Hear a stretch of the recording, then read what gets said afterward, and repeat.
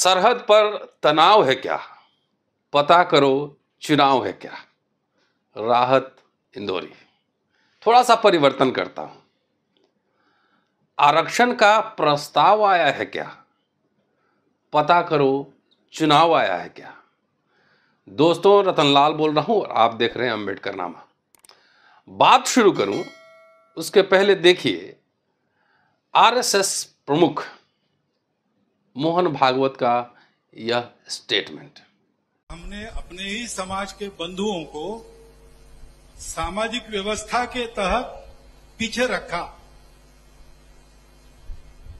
उनका जीना पशु समान हो गया तो हमने चिंता नहीं की, और ऐसा कम से कम 2000 वर्ष चला ही है। धीरे धीरे महाभारत में ऐसे उदाहरण मिलते हैं जात पात के उल्लेख से, और कुछ बातें नहीं दी तो इक्का दुक्का है कि जन्म से जात पात नहीं माननी चाहिए वगैरह वगैरह, परंतु तब शुरू हो गया और धीरे धीरे बहुत विकट स्थिति में पहुंचा।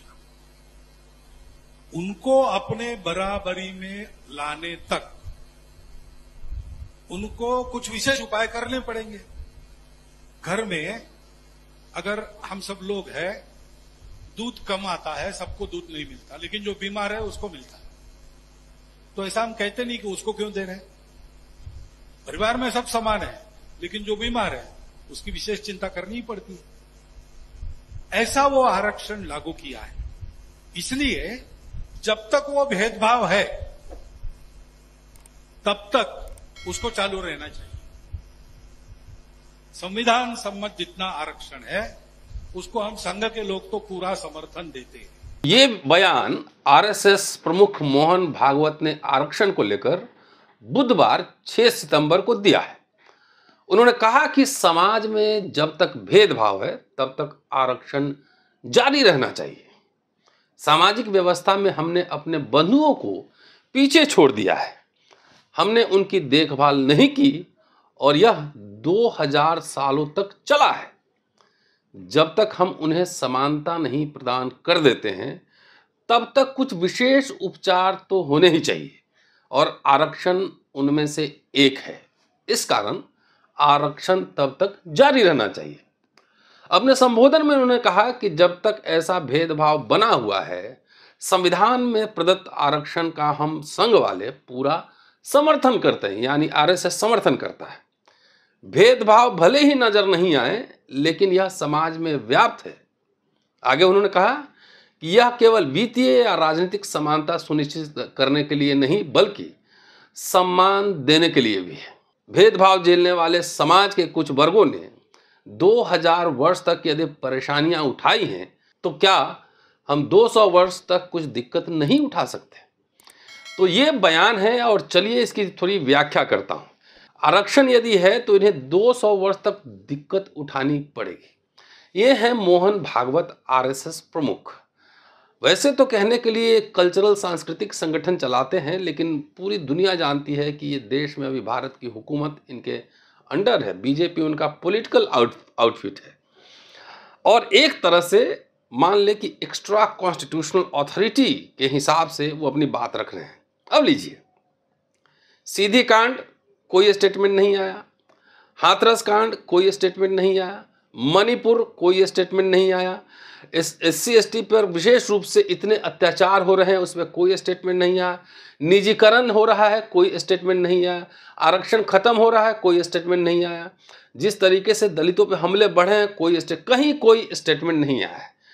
4-5 राज्यों में चुनाव है, उसके बाद लोकसभा चुनाव है, इसलिए उनका यह स्टेटमेंट आया है। थोड़े सावधान रहने की जरूरत है।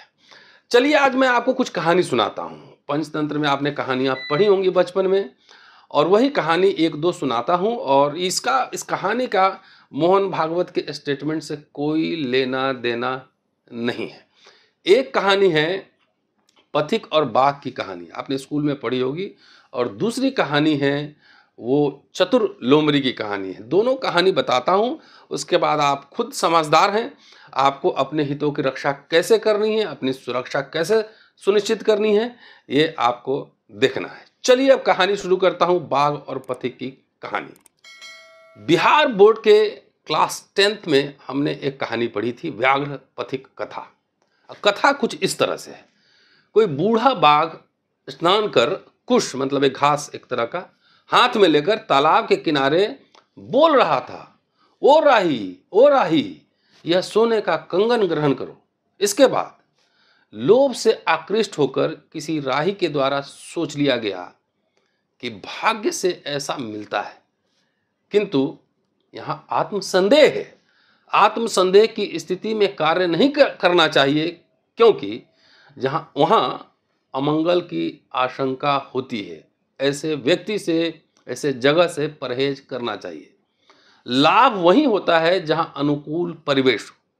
हर जगह धन प्राप्ति की इच्छा करना अच्छा नहीं होता, इसलिए तब तक विचार करता हूं। वह बाघ से आगे पूछता है कि कहां है तुम्हारा कंगन? बाघ हाथ फैलाकर दिखा देता है। पथिक ने पूछा, तुम हिंसक पर कैसे विश्वास किया जाए? तुम हिंसक हो, कैसे विश्वास करूं? बाघ ने कहा बहुत ही शरीफ बनकर, हे पथिक सुनो, पहले युवावस्था में मैं अत्यंत दुराचारी था। अनेक गायों तथा मनुष्यों को मारने से मेरे पुत्र और पत्नी की मृत्यु हो गई और मैं वंशहीन हो गया।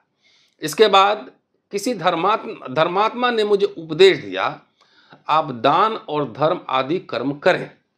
उनके उपदेश से मैं इस समय ध्यानशील, दानी, बूढ़ा और दंतहीन हूं। फिर कैसे विश्वास पात्र नहीं हूं? मेरे द्वारा धर्मशास्त्र भी पढ़ा गया है। दान उसी को देना चाहिए जिससे कोई उपकार नहीं कराना हो। उचित जगह, उपयुक्त समय और उपयुक्त व्यक्ति को दिया हुआ दान सार्थक दान होता है। यह बात कहने के बाद कहता है कि तुम यहां तालाब में स्नान कर सोने का कंगन ले लो। उसके बाद उसकी बातों पर विश्वास कर। ज्यों ही वह पथिक लोभ से तालाब में स्नान करने के लिए प्रविष्ट हुआ, त्यों ही गहरे कीचड़ में डूब गया और भागने में असमर्थ हो गया। उसको कीचड़ में फंसा देखकर बाघ बोला, अरे तुम गहरे कीचड़ में फंस गए हो, इसलिए मैं तुमको निकाल देता हूं। यह कहकर धीरे धीरे बाघ उसके निकट जाकर उस बाघ ने उस पथिक को पकड़ लिया और खा गया। इसलिए कहा जाता है कि जिस प्रकार कंगन के लोभ में पथिक गहरे कीचड़ में फंस गया, पूरे बाघ ने पकड़कर खा लिया, उसी तरह ध्यान रहना चाहिए कि लोभ लालच में न पड़ें और अपने जान माल, अपने अधिकार की सुरक्षा स्वयं करें। अब आइए पंचतंत्र के धूर्त लोमड़ी की कहानी सुनाता हूं। एक बहुत बड़ा जंगल था। उस जंगल में कई सारे प्राणी थे और उन प्राणियों में एक लोमड़ी भी थी। उस जंगल का राजा शेर था। वह जो कहता था वह सभी उस जंगल के प्राणियों को मानना पड़ता था। लोमड़ी बहुत ही चतुर थी। वह किसी भी हालत में उस जंगल पर राज करना चाहती थी। एक दिन वो इसी सोच में चलते चलते एक गांव में पहुंच गई। रात का समय था।